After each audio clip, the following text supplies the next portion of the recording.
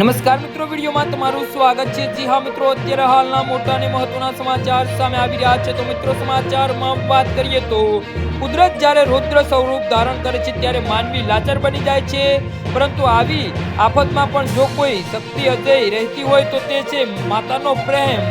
તો મધ્યપ્રદેશના બાગી ડેમમાં સર્જાયેલી ક્રૂઝ દુર્ઘટના સમગ્ર દેશને હચમચાવી દીધો છે। આ અકસ્માતમાં જિંદગીની લડાઈ હારી ગયેલી એક માતાએ મૃત્યુના મુખમાં પણ તે જ રીતે પોતાના વાલ છોયાને બચાવવાનો પ્રયાસ કર્યો હતો। તે જોઈને બચાવ કામગીરીના જોડાયેલા જવાનો પણ ચોધાર આંસુએ રડી પડ્યા હતા।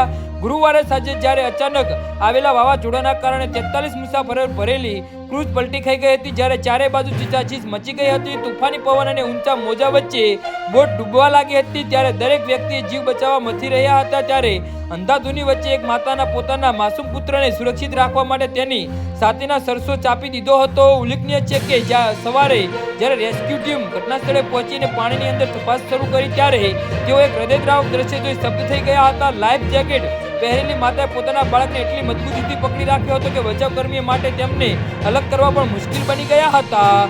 જી હા મિત્રો, તો આના વિશે તમારું શું કહેવું છે તો નીચે અમારી કમેન્ટ બોક્સમાં જરૂરથી જણાવજો અને અમારી યુટ્યુબ ચેનલને સબસ્ક્રાઇબ કરવાની ભૂલતા નહીં। ધન્યવાદ।